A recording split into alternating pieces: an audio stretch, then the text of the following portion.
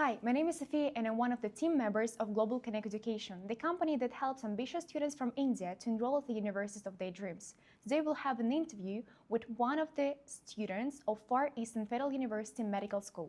So let's get started.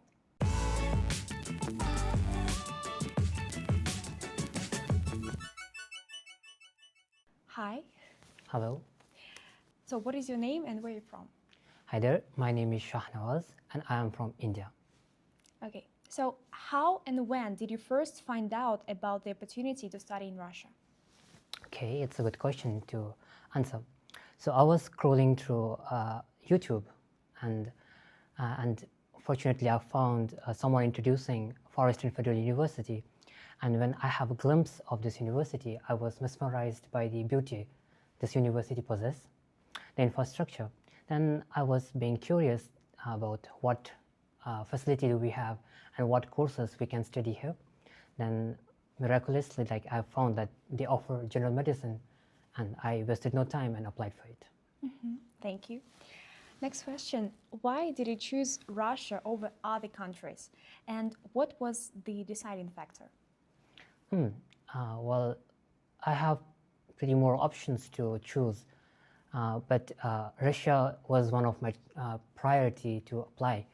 So I did apply to different universities because I wanted to study abroad.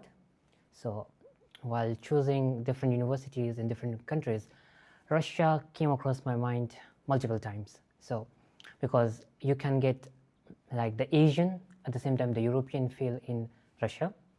And when choosing the FEFU, it came to my mind, first of all, like I said, I love this university and also the infrastructure. And I wanted to experience the Russian taste. That's why I came here. Okay, thank you. And did you specifically consider this university or city from the beginning? It was not my first choice because I scrutinized a lot of universities and every student does that. So I was no exception. But I did choose this university among my top favorites. Yeah. Thank you. So, did you use the help of an agency and how much did it facilitate your journey? Yeah, I do have a mediator who helped me to join this university because you have to do a lot of documentations that is prerequisite for your application process. So the agency did help a lot because you can't do it alone. Though you can do it alone, but you have to work a lot. You have to go to embassy and do your documentation. Then again, you have to send a lot of documentation to the university itself. But if you have a mediator, it makes the work much more easier. And how difficult was the process of obtaining a student visa for you? On my first year, I didn't have much experience. So it was very hard for me to facilitate or have that opportunity to do it seamlessly. But now I am an advisor for international students. So it is very easy for me to do these things now for myself. At the same time, I help the international students to do so. Next question. What difficulties did you face during the document collection and application stage? It have the similar answer, I guess. The first year it was harder for me, but gradually it is becoming easy for me. Thank you. So do you remember your first impressions when you just arrived in Russia? And what surprised you the most? Okay. I first landed in Vladivostok in 2024, November 1st, I guess, as far as I remember. So I remember I landed at SVO airport. So I was very much familiarized with this word that Russian doesn't smile. So it was a stereotype. And when I landed there and I see such beautiful faces and they're always smiling, so this was like a breakdown of my stereotype. And I do remember this, and I still continue to have a lot of conversation with Russians, and it is not true. They smile a lot. Yeah. Okay, thank you. So how was your adaptation to the new culture, climate, and food? So I belong from the northeastern part of India. So the climate, it was not so hard for me to adapt. And the culture, I love to explore different cultures. So culture and climate is okay, but the food, it has been really hard for me to adapt to it because I have a very peculiar taste, and I have certain restrictions to some meat product, and it can be a blooper for someone who want to come here and explore vegetarian food. It can be hard but not impossible, but you have to see some restrictions and you will face it a lot, like I do. Okay, thank you. So how quickly were you able to find a common language with local students and teachers? Common language here is widely spoken is Russian, but I study in English, so we used to communicate with our professors and all the students and the working staffs in English. But if you want the real feel, you have to go through the tedious process of learning Russian, and believe me, it is worth it. Okay, thank you. So next question, are you satisfied with the quality of education at our university? I will talk with respect to the medicine. So FEFU is very new to medicine, but the level of expertise and the infrastructure that FEFU provide, it is extraordinary. First of all, it is a federal university that gives the FEFU a wide exposure, and the teachers here are well experienced. And with respect to my discipline, the teachers who work in the FEFU are the working professionals or working doctors in the FEFU Medical Center itself. So you not only get the theoretical explanation from the teacher, but also the hand-on experience on the clinical exposures too. Thank you. And is the teaching more theoretical or practical? And do you get enough clinical exposure?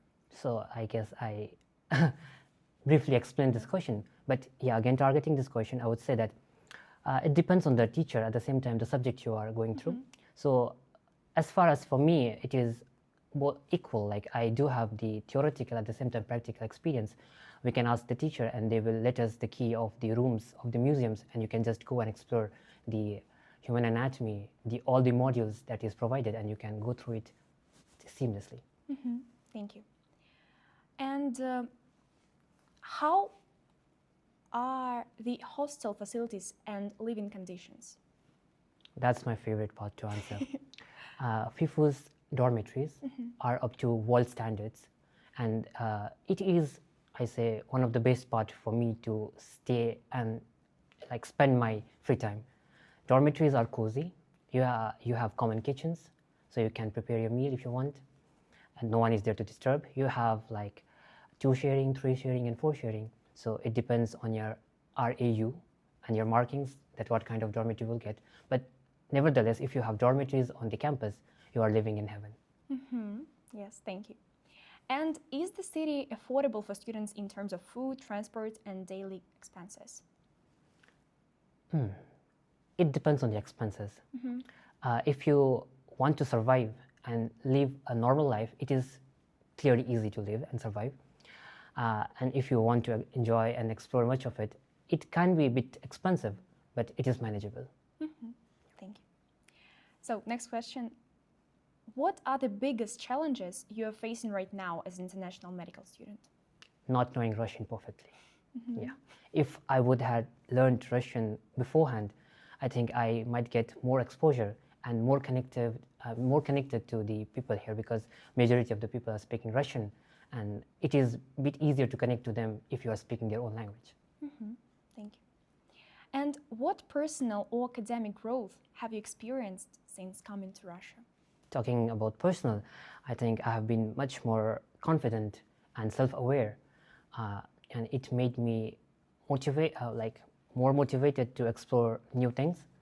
We have certain things that help us to navigate our daily work, like we have clubs and certain things, like we have certain clubs, like I can name them, like FEMUN or APs and ARIES.